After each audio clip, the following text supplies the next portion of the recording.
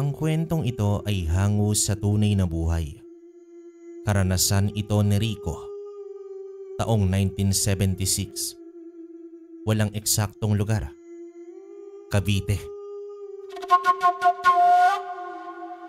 Araw sa'yo, Kabaryo at Sir Proy, at maging sa mga masugid na tagapakinig ng inyong programa.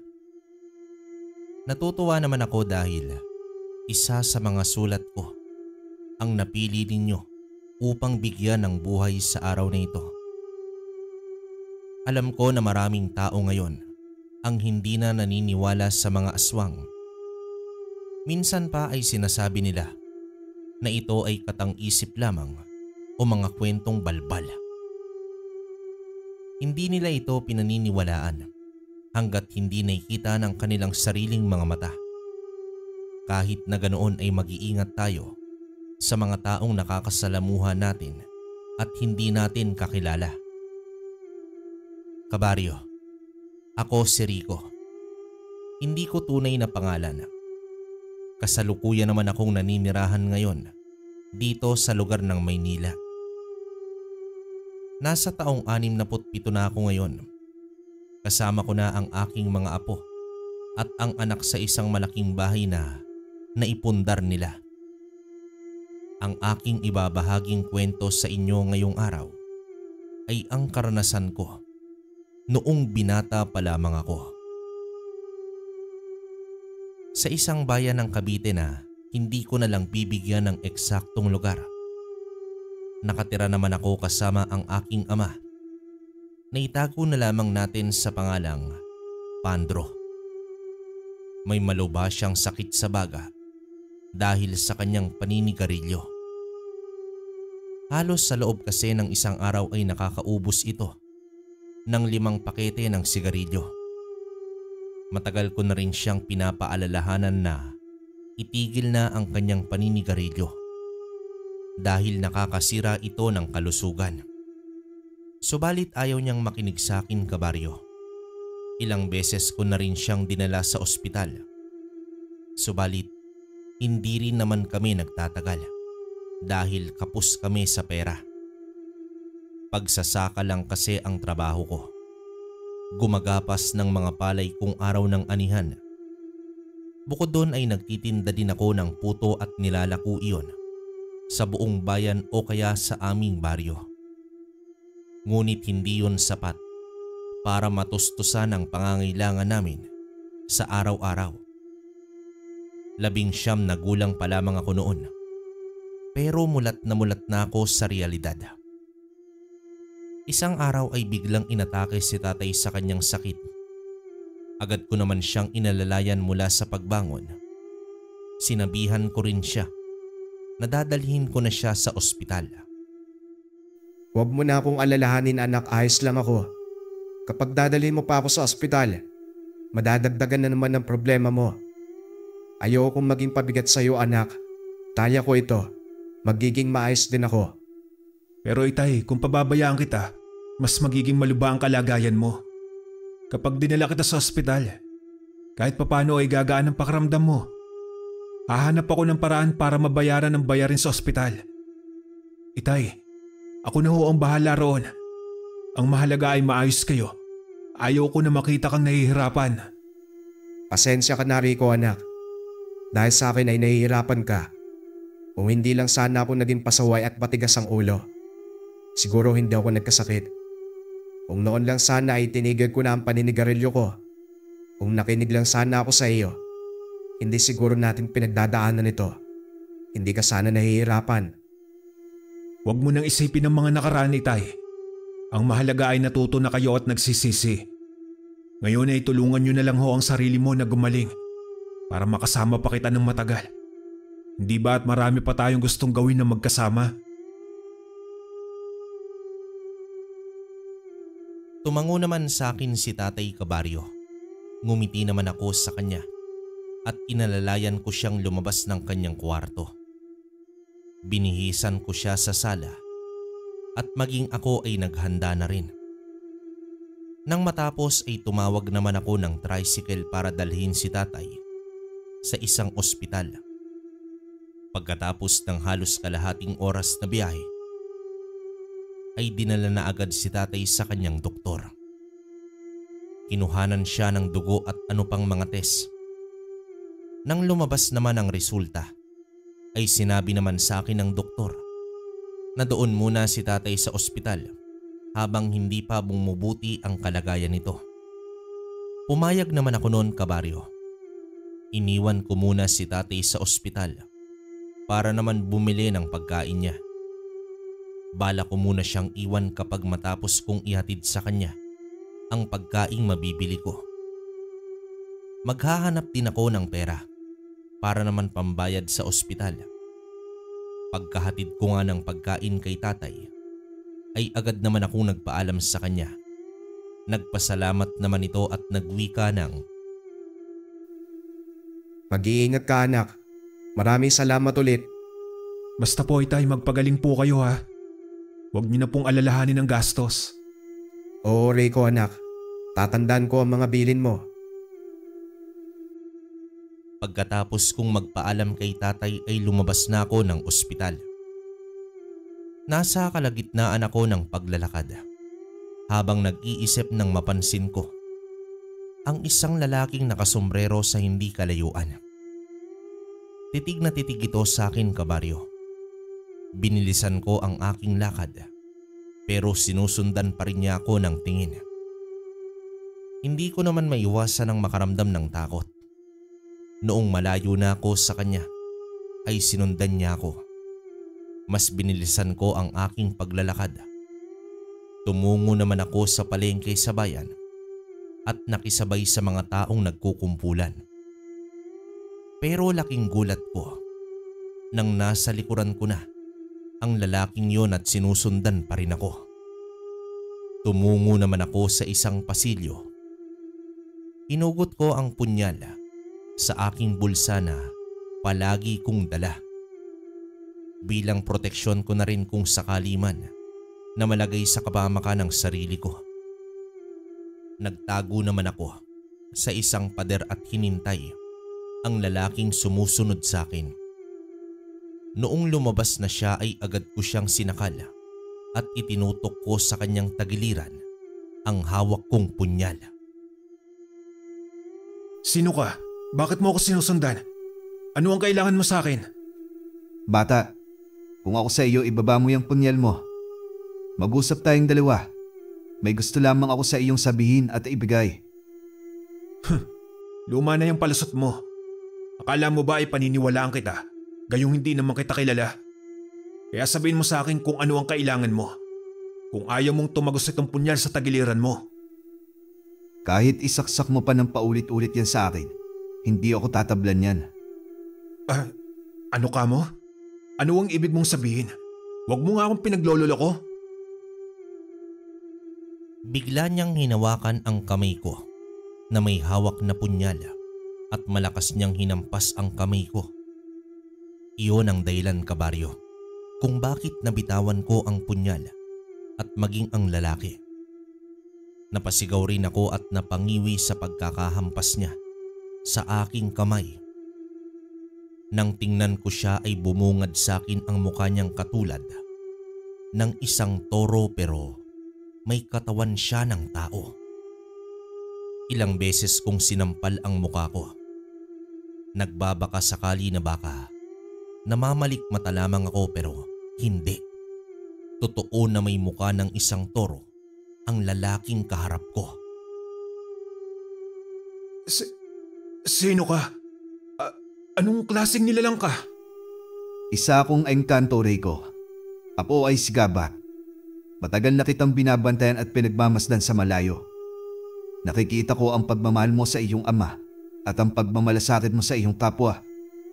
Narinig ko rin ang hinaing mo nitong mga nakaraang araw tungkol sa iyong sitwasyon. Kaya naririto ako para tulungan ka. Hindi ito totoo. Nananaginip lang ako. Maniwala ka man o sa hindi. Totoo ako, Rico. Narito ako para pagalingin ang tatay mo. Pero sa isang kapalit. Ano ang ibig mong sabihin? Pagagalingin ko ang ama mo mula sa maluban ng sakit. Kapalit ang pagiging tagapangalaga ng mutya ko.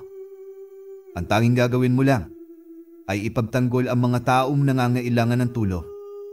Ang mga taong biktima ng kapwa nila at ng mga masasamang nilalang tulad ng mga aswang. Hindi na rin siguro bago sa iyo ang tungkol sa mga antingero. Alam ko ang tungkol sa bagay na yan. Dahil madalas iyang ikuwento sa akin ni Lolo noong nabubuhay pa siya. Pero bakit ako ang pinili mo?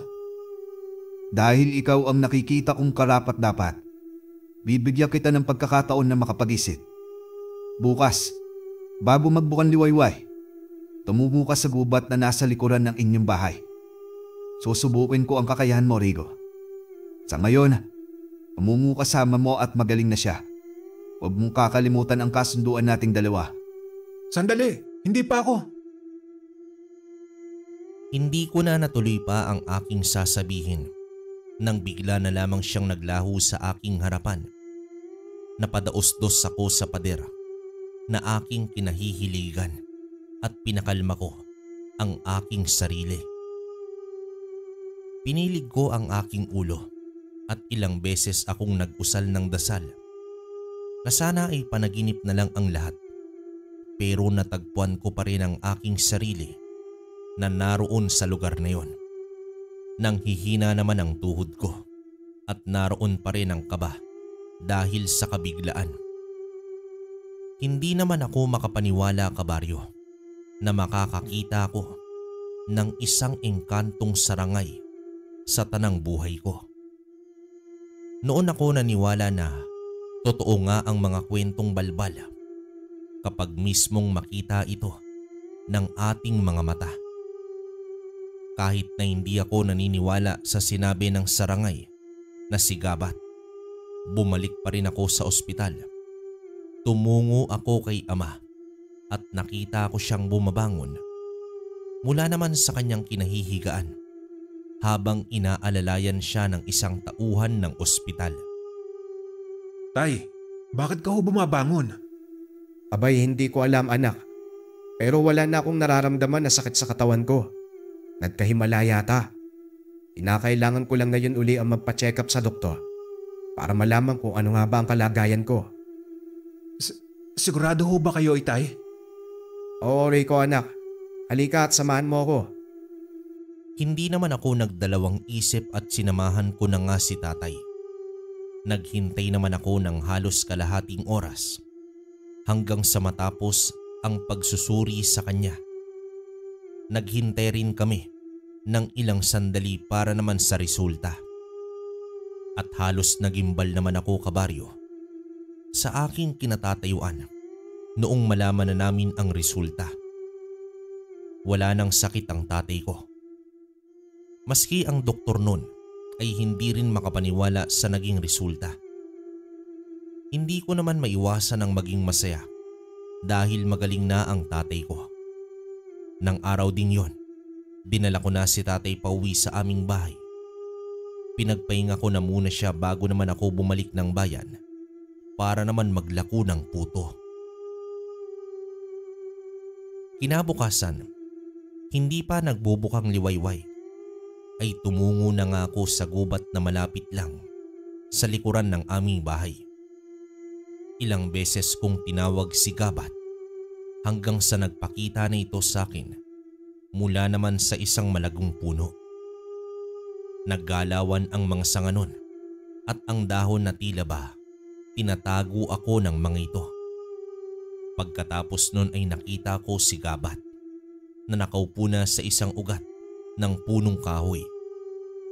Kitang-kita ko ang dalawa niyang sungay at ang isang malaking hikaw sa kanyang dalawang tenga na katulad ng isang toro at sa kanyang ilong. Kamukhang kamukha niya talaga ang isang toro, kabaryo. Ngunit ang katawan niya ay katulad ng isang tao. Kulay itim ang kanyang balat at may balahibo siya sa kanyang mga braso, dibdib at paa. Naroon pa rin ang takot ko habang kaharap ko si Gabat, pero pinipigilan ko ang aking sarili. Tinatapangan ko ang aking loob at maging dungan para hindi niya ako matalo. Narito na ako. Nais ko rin palang magpasalamat dahil magaling na ang ama ko. Ano ang hinihingi mong kapalit? Bata, huwag kang masyadong atat. Narito ka para subukin kita bago ko tuluyang ipagkatiwala sa iyo ang aking mutya. Kung ganoon ay totoo nga ang sinabi mo. Paano mo ako susubukan gayong wala akong alam kung paano ang makipaglaban? Ang mutya na ang bahala sa iyo kung ikaw ay karapat-dapat. Pero kung hindi, walang mangyayari. Kunin mo ito, bata, ang mutya ng sarangay. Biglang itinaas ni Gabat ang kanyang kanang kamay at mula ron, lumabas ang isang mutya na kulay itim na may halong kulay lupa. Umiilaw yon, kabaryo, at parang may enerhiyang lumalabas mula roon sa bilog na yon. Tila ako hinihigop nito, papalapit na hindi ko naman mapigilan. Lumapit naman ako kay Gabat at kusang tumungo sa akin ang mutya. Sa isang iglap, bigla itong tumungo sa aking palad. Dito napasigaw ako ng malakas nang makaramdam ako ng matinding init at kirot. Parang sinusunog nito ang aking palad. Kitang-kita ko ang pagpasok nun sa aking palad hanggang sa naglaho na ito ng tuluyan. Ngayong nasa iyo na ang mutya ng sarangay, pinakailangan mong patunayan sa akin kung karapat-dapat kang maging tagapangalaga nito. Lalabanan mo ako, tao. Ngunit hindi maaari. Wala akong laban sa iyo. Wala akong alam sa pakikipaglaban. Tutulungan ka ng mutya ko. Iyon ay kung ikaw nga ang matagal ko nang hinahanap. Bago pa ako muling makapagsalita, ay sumunod na patungo sa akin si Gabat. Umuusok pa rin ang kanyang ilong habang tumatakbo patungo naman sa akin. Bigla na lamang siyang nagkaroon ng isang sandata na itak. Nanginig naman ang tuhod ko sa takot. Kahit gusto kong tumakbo palayo kay Gabat, hindi ko magawa. Hindi gumagalaw ang dalawa kong mga paa. Dagli naman akong nag-isip ng paraan at naghanap ng bagay na pwede kong isangga sa itak ni Gabat. Pinulot ko naman ang sanga na naroon mula sa punong kahoy at mabilis na sinangga ang atake ni Gabat. Laking gulat ko nang maging isa yung itak. Kitang-kita ko naman ang pagngisi ni Gabat habang nakatitig to sa akin. Sunod-sunod ang naging atake niya at sunod-sunod ko rin yung nasasangga. Maski ako noon, kabaryo, ay gulat na gulat dahil sa bilis ng aking mga kilos. Halos hindi ako makapaniwala sa bilis ng aking mga galaw. Parang may kakaibang lakas na sumanib sa aking katawan. Tumigil naman si Gabat sa pag-atake at tiningnan niya ako ng malalim. Tila nag-iisip ito ng malalim kung ano pa ang kanyang gagawin para naman sa akin. Ang mutya ng sarangay ay hindi basta-basta napupunta sa kung sino. Ngunit tila ikaw nga ang may kapalarang kontrolin ito. Napatingin naman ako sa aking kamay kung saan bumaon ng kusa ang mutya kanina. Maging ako ay hindi alam kung ano at kung papaano ko napigilan ang mga atake ni Gabat. Kahit na ang mga kamay ko'y nanginginig, ang kaninang takot ko sa aking dibdib ay bigla na lamang napalitan ng tapang at kagustuhang kong matalo itong si Gabat.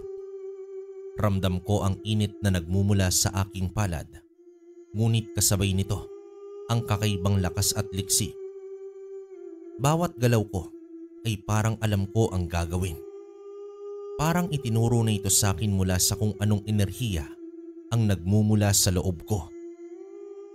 Ano ang nangyayari sa akin? Anong klaseng kapangyarihan ito? Yan ang kapangyarihan ng mutya ng sarangay, Rico. Ang mutya na iyan ay nasa atin na ilang dekada ang lumipas. Nagbibigay ito ng lakas, tapang at liksi sa sinumang karapat-dapat na tagapangalaga nito.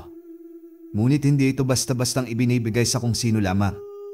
Kaya't kinakailangan mong patunayan na ikaw ang tunay na tagapangalaga para ito ay tuluyang mapasa iyo. Muling sumugod si Gabat. Ngunit sa pagkakataong iyon, pakiramdam ko ay handang-handa na ako. Humawak naman ako ng mahigpit sa aking itak at sinalubong ang kanyang atake.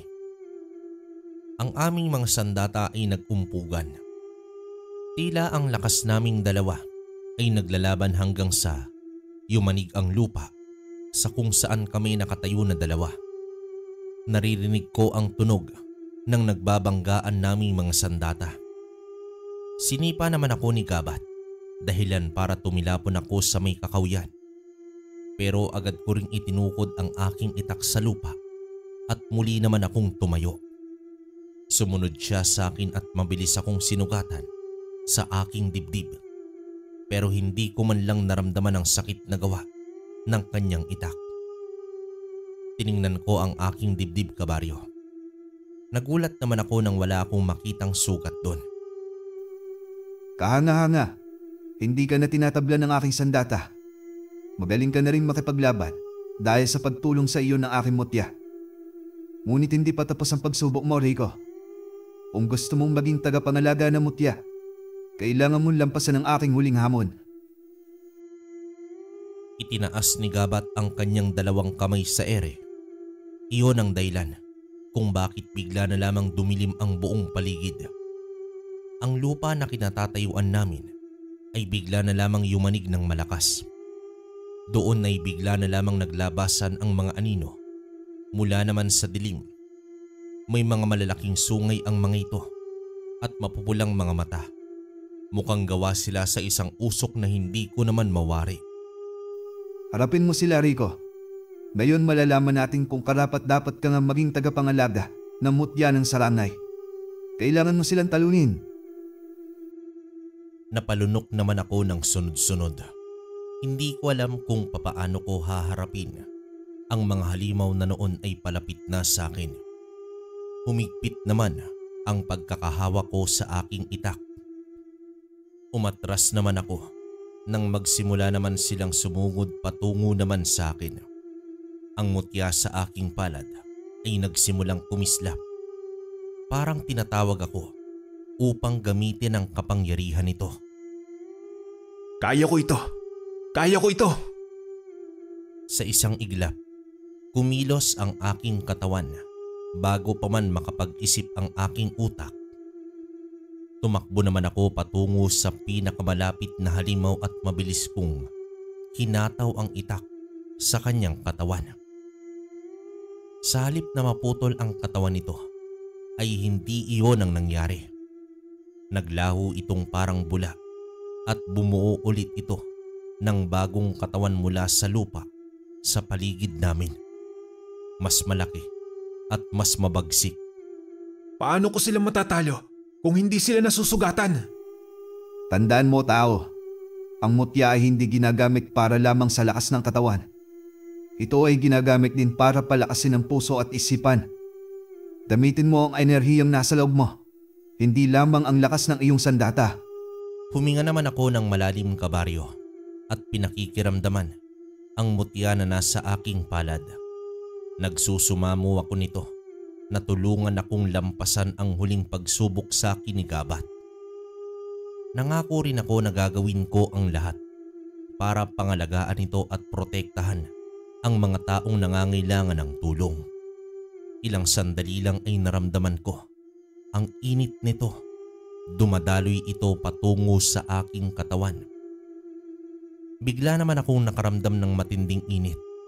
Nang imulat ko ang aking mga mata, ay nakita ko ang mga halimaw. Tumagos ang aking paningin sa kanilang katawan at doon ko nakita ang isang parang sinulid na siyang nagtataglay ng kanilang buhay. Manipis yun na nakakonekta sa kanilang katawan na pinagmumulan ng kanilang lakas. Ngumisi naman ako nang mapagtanto ko na kinakailangan ko yung putulin para matalo silang lahat. Tumakbo naman ako patungo sa kanila. Dito pinagpuputol ko ang mga hibla na parang isang sinulid sa kanilang katawan. Narinig kong sumigaw ng malakas ang mga nilalang dahil sa ginawa ko. Inisa-isa ko yung pinagpuputol at sa isang iglap, isa-isa rin silang bumagsak sa lupa at naglahong parang isang bula. Ang mga natira ay nagsimula silang umatake. Sunod-sunod ang naging galaw habang nilalabanan ko sila. Mas lalo lamang gumaan ang pakiramdam ko at mas lalong naging mabilis ang mga galaw ko. Hanggang sa tuluyan ko silang naubos. Nang tuluyan ang naglaho ang mga nilalang ay narinig kong tumawa nang malakas itong si Gabat. Pagkatapos nun ay pumalakpak pa siya ng malakas. Tama yan, Rico. Yan nga ang tunay na lakas ng mutya ng sarangay. Ang nakikita mo ay mga bagay na hindi nakikita ng iba. Hindi ka rin tinatabla ng talim. At tataglay ka na rin ng mabilis na kilos at lakas ng katawan. Kung ganoon, natapos ko na ba ang hamon mo, Gabat? Ano pa ang kailangan kong patunayan? Wala ka nang dapat pang gawin, Rico. Pinatunayan mo na sa akin. Ikaw na ngayon ang bagong tagapangalaga ng mutya ng sarangay. Pero tandaan mo, ang kapangyarihan nito ay dapat mo lamang gamitin sa tama at kabutihan. Huwag na huwag mo itong gamitin sa kasamaan. Sa oras ng panganib, kailangan mong gamitin ang lakas ng puso mo para ipagtanggol ang mga taong nasa panganib at walang laban. Makakaasa ka, Gabat. Maraming salamat sa pagtitiwala mo sa akin. Pangako na susundin ko ang mga bilin mo. Mabuti naman kung ganon. Kapag kailangan mo ng tulong ay tawagin mo lamang ako. Sa ngayon, hahayaan ko na sa iyo ang lahat. Hanggang sa muli. Biglang naglaho si Gabat sa kadiliman na gawa ng mga sanga at dahon ng puno. Iniwan niya naman ako sa gitna ng madilim na kagubatan. Unti-unting tumaas ang mga sanga ng punong kahoy at nabungaran ko ang pagsapit ng bukang liwayway. Kumuyom ang aking dalawang kamay. Simula sa araw na yon ay nangako naman ako na gagamitin ko sa tama ang mutya na ipinagkaloob sa akin ni Gabat. At alam ko na may mga panganib ng darating sa aking buhay na kinakailangan kong paghandaan. Simula nga noon, kabaryo, ay nag-ensayo na ako at nagpalakas ng aking katawan. Nagsimula na rin akong mag-aral sa pakikipaglaban. Nagbabasa na rin ako ng mga libro na hiniram ko sa isang albularyo. At kung papaano gamitin ang isang mutya. At kung papaano ko pa iyon palalakasin. Hindi rin maiwasan ni tatay ang magtaka dahil sa biglaang kong pagbabago. Gusto ko sanang sabihin sa kanya ang pagkakaroon ko ng mutya ng sarangay. Ngunit hindi ko na yon sinabi pa sa kanya. Isang gabi nun, habang sa kalagitnaan ako ng aking pagtulog, nang makarinig ako ng isang sigaw na humihingi ng tulong. Bumangon naman ako mula sa aking pagkakahiga at agad na kinuha ang aking itak mula naman sa ibabaw ng aking mesa.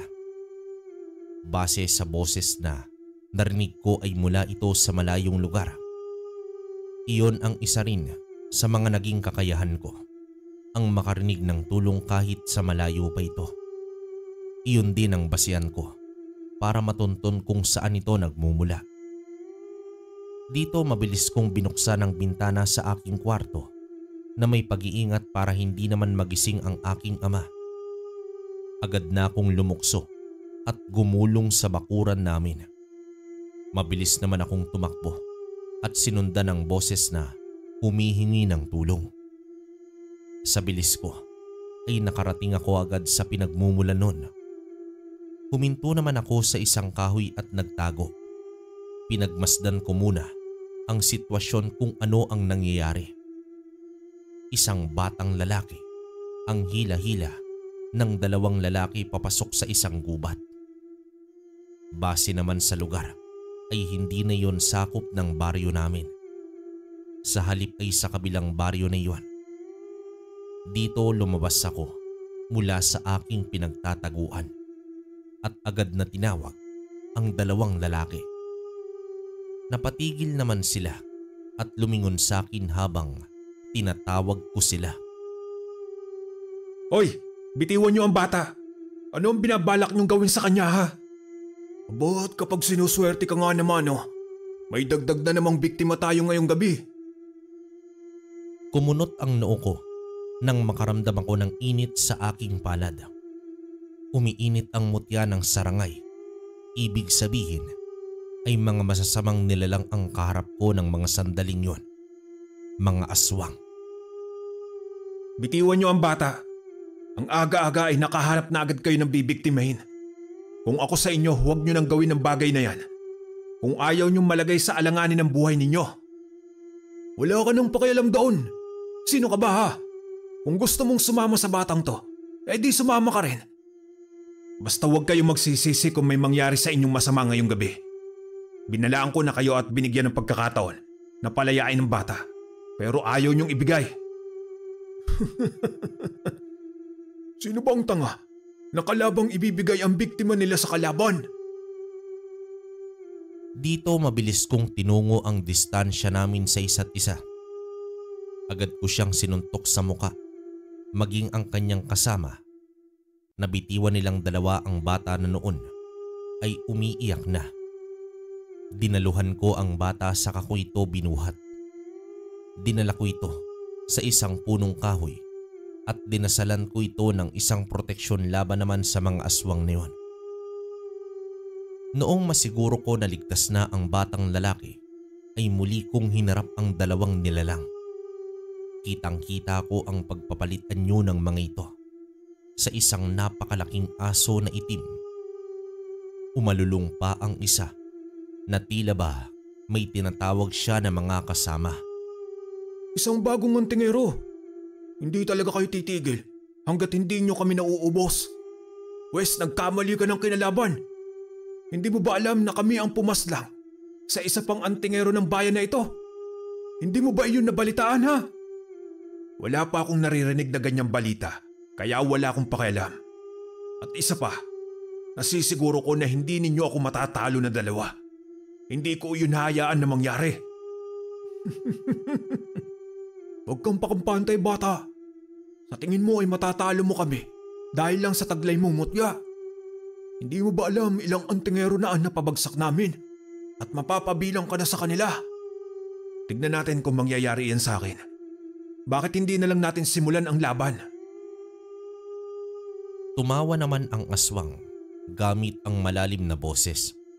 Siniko pa nito ang kasama nitong aswang para makitawa rin sa kanya. Ilang sandali ay tumigil sila sa pagtawa at muli na naman silang umalulong.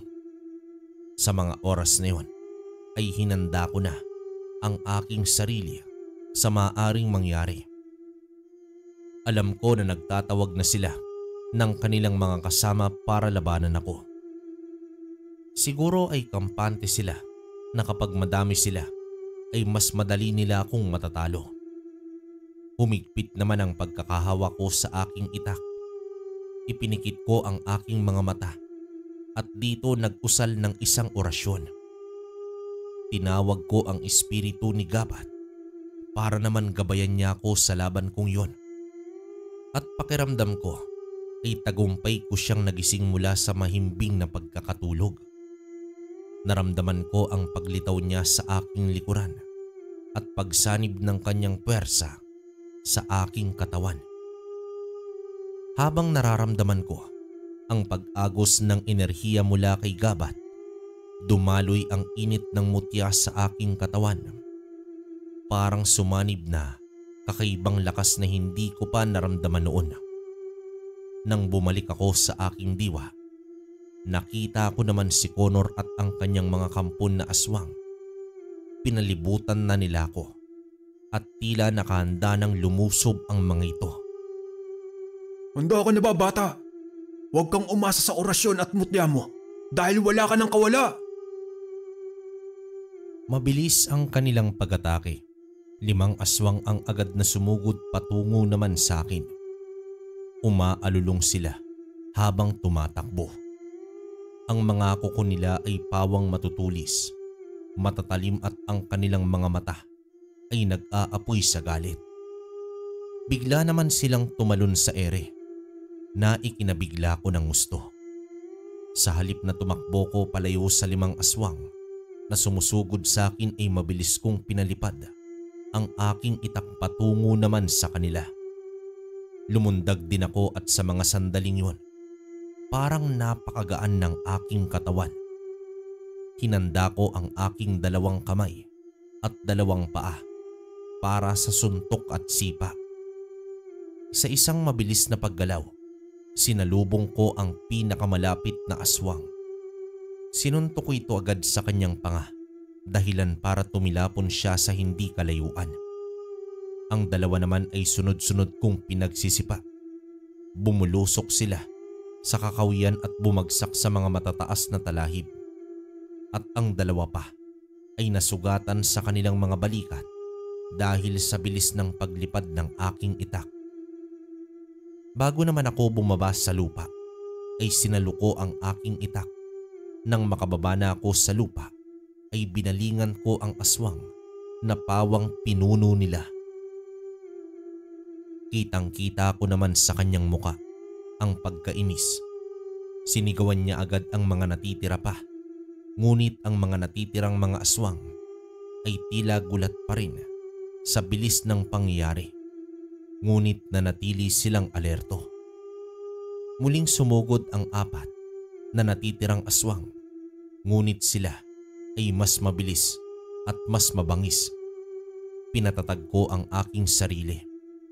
Nararamdaman ko rin si Gabat na patuloy sa paggabay sa akin. Sunod-sunod na sumugod patungo sa akin ang mga aswang at sunod-sunod ko rin silang nilalabanan gamit naman ang aking itak. Habang tumatagal ang laban, kabaryo, ay nararamdaman kong humihina sila. Tila nawawala ng saysay ang kanilang bilis at lakas laban sa kapangyarihang taglay ko sa mutyang hawak ko. Iyon ang pagkakataon ko para ubusin silang lahat. Ipinikit ko ang aking mga mata at gaya ng ginawa ko sa hamon sa akin noong si Gabat, ay ganun din ang ginawa ko sa mga aswang. Sa bilis ko ay isa-isa kong pinagtataga ang mga aswang sa kanilang katawan. Pagmulat ko ng aking mga mata ay nakahandusay na silang lahat sa ibabaw naman ng lupa. Umayos naman ako ng tayo at dinuro ko ng itak ang kanilang pinuno. Sumuko ka na. Ikaw na lamang ang natitira. Hindi ito ang katapusan, bata. Hindi mo pa alam ang tunay kong kapangyarihan. Bigla niyang hinawakan ang kanyang dibdib at mula ron, isang itim na usok na lamang ang biglang bumalot sa kanya. Lumaki ang kanyang katawan. Nagkaroon din siya ng 2 sungay at ang mga mata niya ay pulang-pula. Bigla na lamang siyang naging isang nilalang na hindi ko mawari kung anong lahi. Ngayon, tignan natin kung kaya mo pa akong harapin, bata. Nagpalit ka man ng anyo, hindi ako natatakot sa iyo. Kahit may halong pagtataka sa pagpapalit anyo ng aswang, ay tinatagan ko ang aking sarili. Humigpit ang pagkakahawak ko sa aking itak at nag-usal ng isang dasal para mas palakasin pa ang aking sarili nang matalo ang kaharap na aswang. Huminga pa ako ng malalim nun at ramdam ko ang bigat ng sitwasyon na aking kinasasadlakan. Si Connor ay hindi na katulad ng mga naunang aswang na kalaban ko. Mas malaki ito, mas mabangis at tila nagmula siya sa pinakamalalim na lupa. Sa gitna ng aking pag-iisip ay bigla na lamang umilaw ang mutya sa aking palad. At kahit na nababahala ako sa aking kaligtasan ay bigla na lamang akong naging kalmado. Alam kong nasa tabi ko lamang si Gabat at ang kapangyarihan ng mutya ng sarangay. Gabat, gabayan mo ko sa laban na ito. Kailangan ko ang lahat ng tulong na may ibibigay mo. Mula sa diwa ko, narinig ko ang tugon sa akin ni Gabat. Rico, tandaan mo, ang tunay na kapangyarihan ng mutya ay hindi lang lakas ng katawan, kundi lakas ng puso. Gamitin mo ang mga aral na itinuro ko sa iyo. Magtiwala ka sa iyong mutya Hindi ka pababayaan yan. Napatingin naman ako dito kay Connor na noon ay nakangisi na habang naglalakad papalapit sa akin at sa bawat hakbang niya ay tila lumilindol ang lupa. Nang mapansin niya ang gulat sa mukha ko ay bigla na lamang siyang tumawa. Anong plano mo ngayon, bata?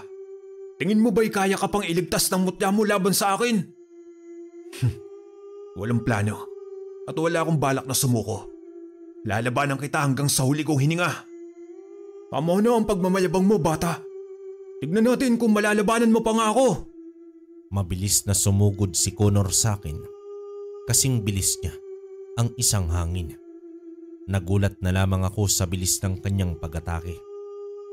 Hindi naman ako nakaiwas doon, kabaryo, at tumama ang matatalim niyang mga kuko sa aking braso. Muntik pa akong mawalan ng balanse dahil sa lakas ng puwersa nito. Ngunit saglit lamang yon at agad ko namang naagapan. Umilag naman ako ng muli sa sunod niyang atake. Ngumisi ako nang makarap ko siya at makita niya na wala man lang sugat ang braso ko na kinalmutan niya lang kanina. Umayos naman ako ng tayo at bigla ko na lamang naramdaman ang pag-iinit muli ng mutya sa aking palad. Para bang binibigyan ako nito ng kakaibang lakas na lumulukob sa aking katawan. Sa isang iglap, tumakbo naman ako patungo sa aswang at sunod-sunod akong nagpakawala ng sipa at suntok. Dito na tumilapon ang aswang sa may kakawian. Hindi pa ako nakontento at sinalo ko pa siya at sinipang muli. Sinuntok at saka ko siya pinagsisipa.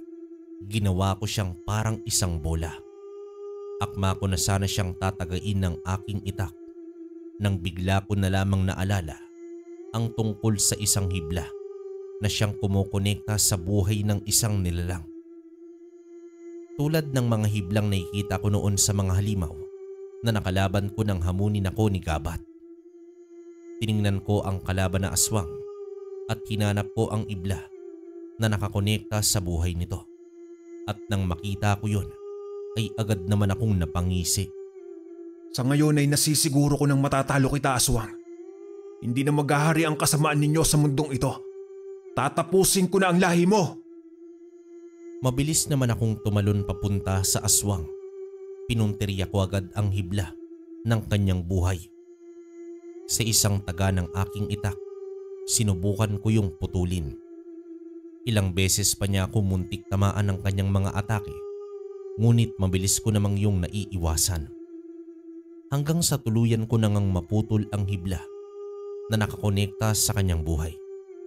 Pagkatapos nun ay walang pag-aalinlangan ko siyang sinaksak sa kanyang dibdib. Napatras naman ito habang naghihingalo.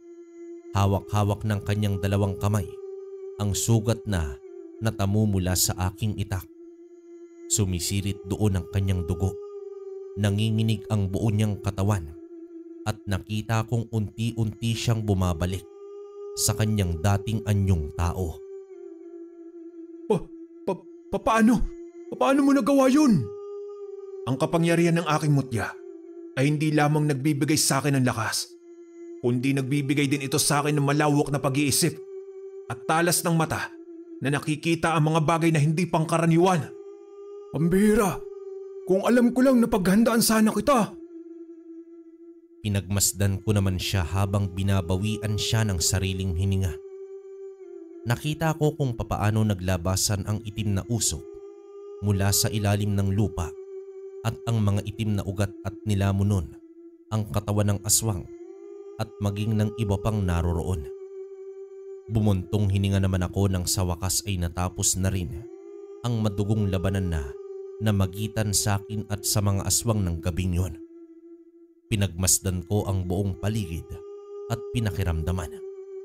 Nang masiguro ko na wala nang nagbabadyang panganib ay binalikan ko ang bata sa pinag-iwanan ko rito kanina.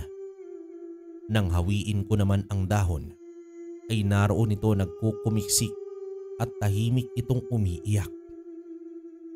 Nakilala ko naman ang bata na anak ni Mang Carpio.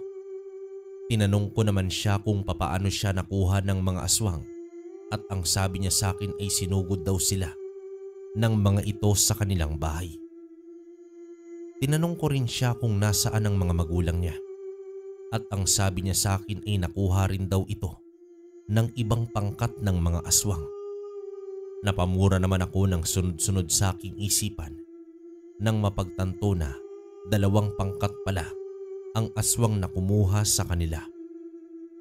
Hindi ko alam kung bakit buong pamilya ni Mang Carpio ang kinuha ng mga aswang.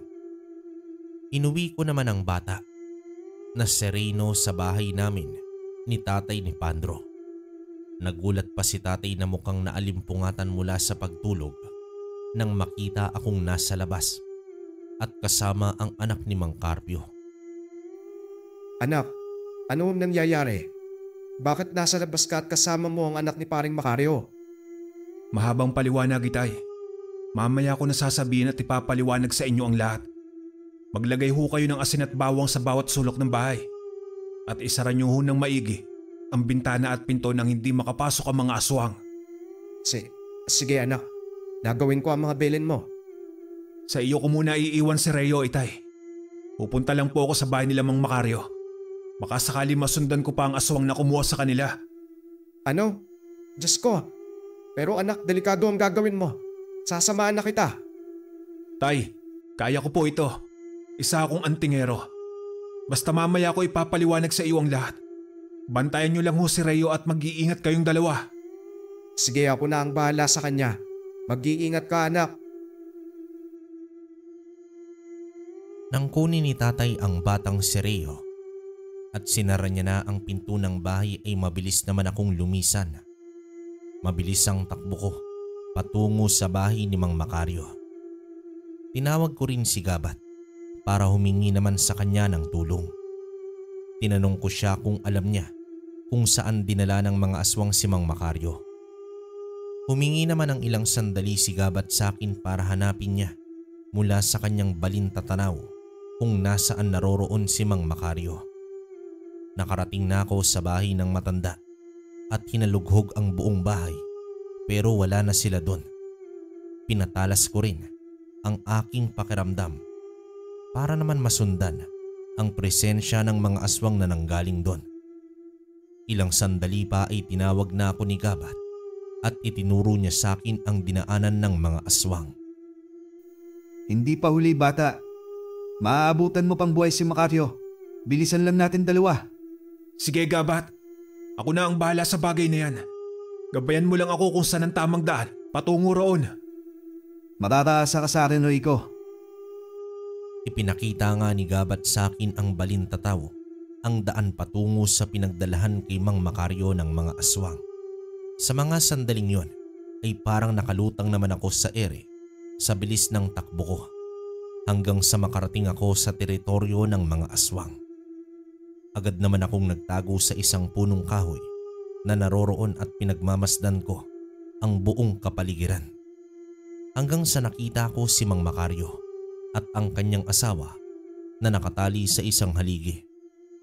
Sinabi naman sa akin ni Gabat na ang pinuno ng aswang na napatay ko kanina ay si Connor at ang may hawak kay Mang Macario ay ang kapatid nitong si Gabano.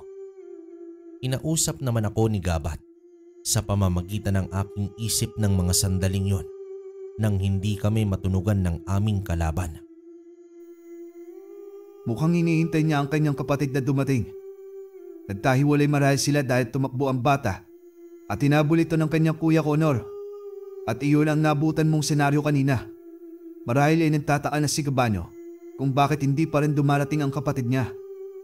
Mukhang ganoon nga ang nangyari, Gabat. Kinakailangan kong mag-isip ng paraan kung paano ko sila iisa-isain. Hindi biro ang bilang ng mga kasama niya at panigurado ako na mahihirapan akong labanan si Gabano. Huwag kang mag-alala, Rico. Ako ang bahala sa iyo. Alalahanin mo, nasa iyo ang mutya ko.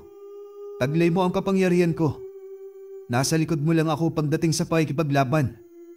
Kung ganun, hindi na ako magsasayang pa ng oras. Uumpisahan ko na ang laban.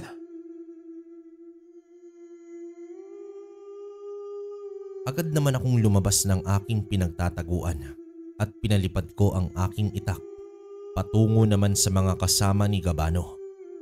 Isa-isang natumba ang mga kasama niya nang matamaan ang mga ito ng aking itak.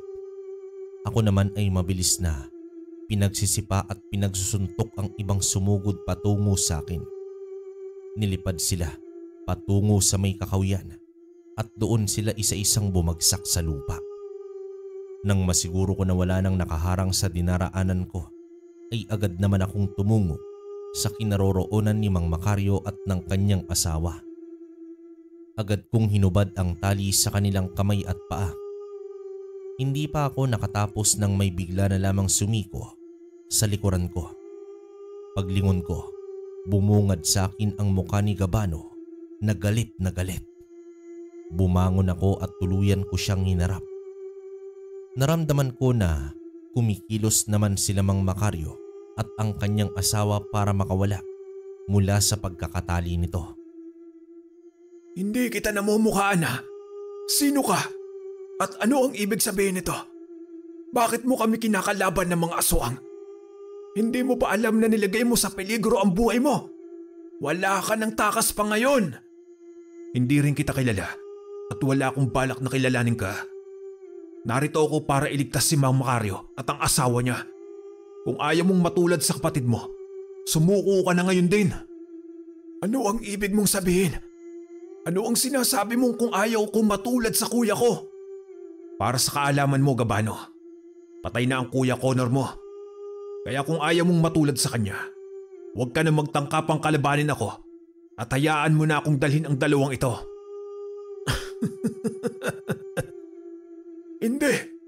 Hindi totoo yung sinasabi mo.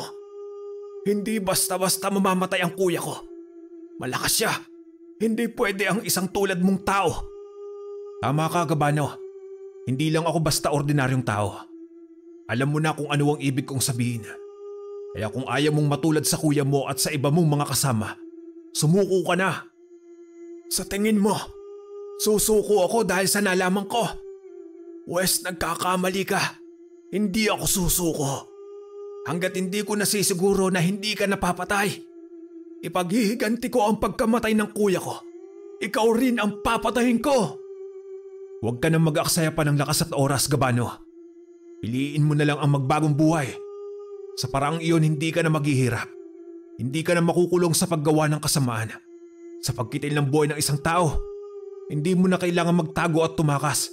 May paraan pa para magbago ka. Tumahimik ka. Hindi mo mabibilog ang ulo ko. Hindi mo mababago ang isip ko. Sisiguraduhin kong pagbabayaran mo ang ginawa mo. Hindi ka nasisikatan ng araw. Bago pa ako makapagsalita, ay mabilis nang sumugod sa akin si Gabano. Mabilis siyang nagpalit ng anyo sa isang napakalaking itim na aso. Umalulong siya sa maliwanag na buwan sa kalangitan at galit na sumugod sa akin. Pero agad naman akong nakaiwas. Binawi ko rin ang aking itak at lumipad ito patungo naman sa akin. Pagkasalo ko ay lumundag ako pa itaas at bumulusok pa ibaba. Nakapwesto sa harapan ng aking itak at nakahandang saksakin si Gabano. Ngunit agad din siyang umiwas.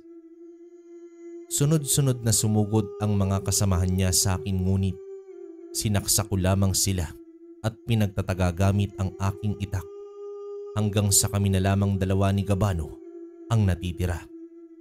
Kitang-kita ko naman ang galit sa kanyang mga mata habang nakatitig sa akin. Naramdaman ko ng mga sandaling yon ang enerhiyang nagmumula sa kanya at mahina lamang yon. Kung lalabanan niya ako ay wala siyang takas pa. Matatalo at matatalo ko pa rin siya sa uli. Muli naman siyang umalulong habang nag-aapoy ang mga mata niyang nakatitig sa akin. Humigpit ang pagkakahawak ko sa aking itak at nakahanda na salubungin siya. Sa bilis niya ay hindi ko agad nasundan ang kanyang kilos. Pero agad naman akong nakaiwas sa kanyang atake. Dumausdos ako paiga sa may damuhan at dumaan ako sa kanyang ilalim ng tiyan. Itinaas ko ang aking itak para dumaan yon sa kanyang tiyan. Ngunit sa taas ng lukso niya ay hindi umabot. Tumayo naman ako at muli ko siyang hinarap na noon ay nakaharap na ulit siya sa akin. Hindi mo akong matatalo, tao. Ikaw ang papatayin ko ngayong gabi. Ang isang tulad mo ay hindi na nararapat pang mabuhay.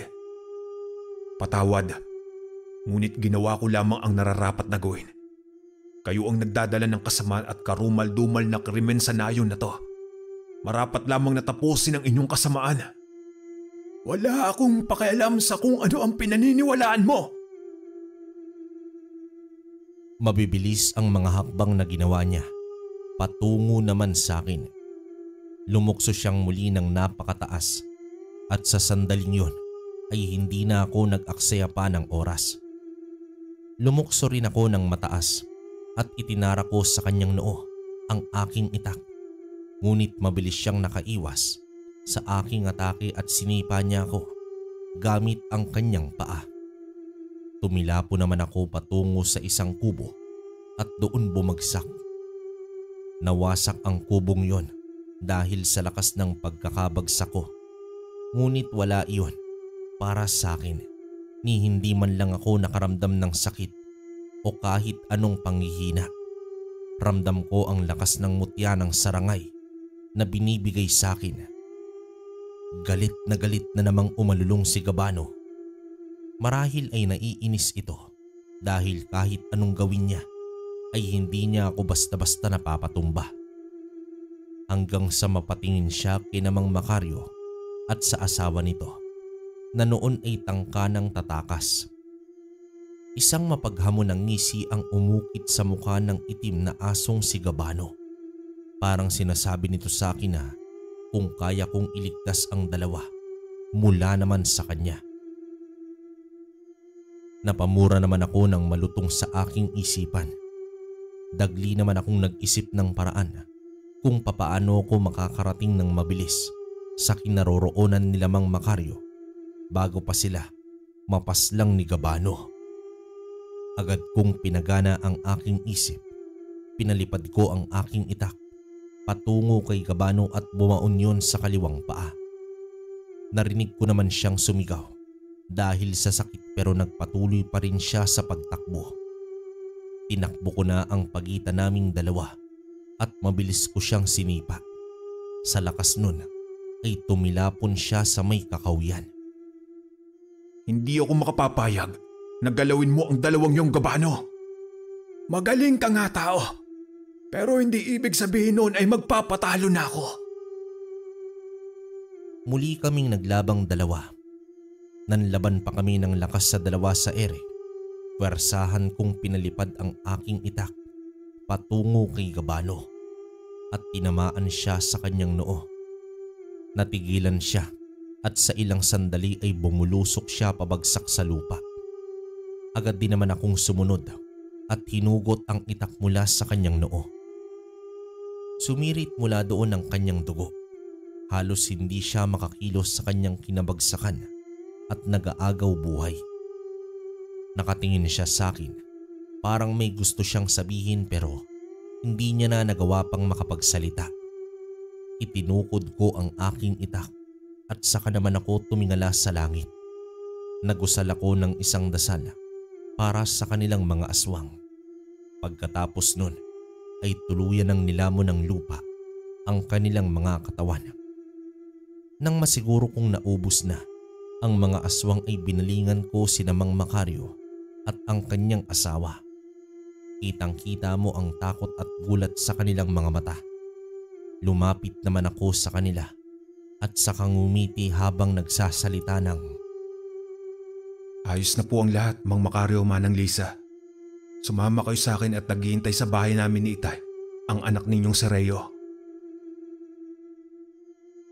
Sumama naman silang dalawa sa akin pauwi. Labis ang kanilang pasasalamat dahil sa pagligtas ko sa kanila mula sa mga aswang. Doon na rin namin sila muna pinalipas ng gabi.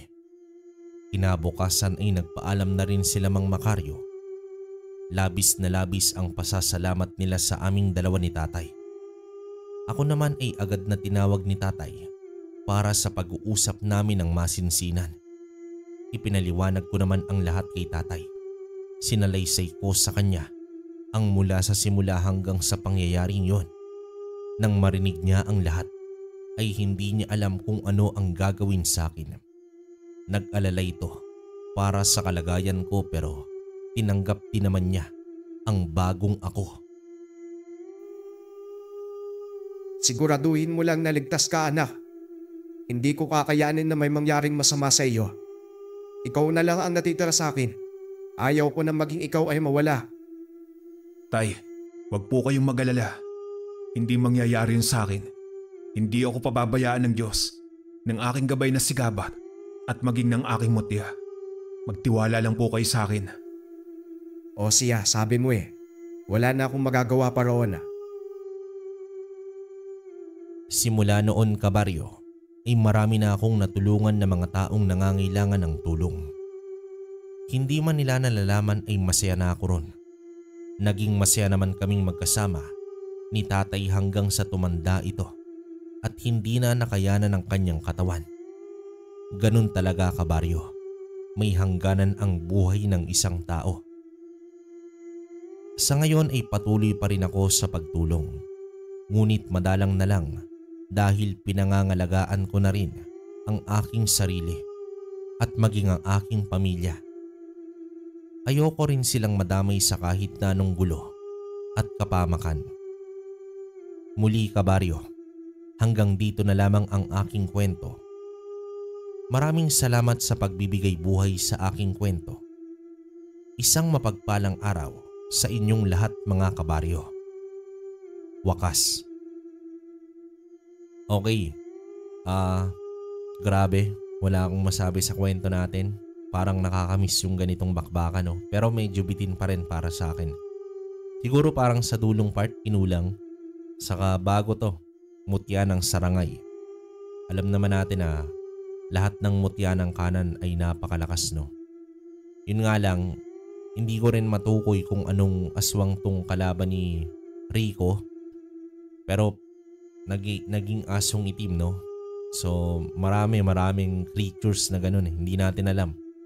Saka yung Connor na pinuno, unang namatay na alam naman natin na yun yung pinakamatinding na kalaban ni Rico. Kumbaga, minani niya na lang tong si Gabano, no? Kala ko nga Gabano pala. So yun. Tapos pasensya na rin, yung bigkas ko yata kanina Mangkarpyo, Makaryo yun, no? Baka marinig nung sender natin. So yun lang naman, mga kabaryo. Kung may komento kayo sa kwento natin, comment nyo sa baba. Tapos yung mga magko-comment pala rito, pati yung mga nakaraang video natin, i-shoutout natin sa next upload natin, no? Bali, balik na tayo ron para nababati ko naman kayo isa-isa. So yun. Pero sa ngayon hanggang dito na lang muna. Hanggang sa susunod na kwento. Maraming salamat.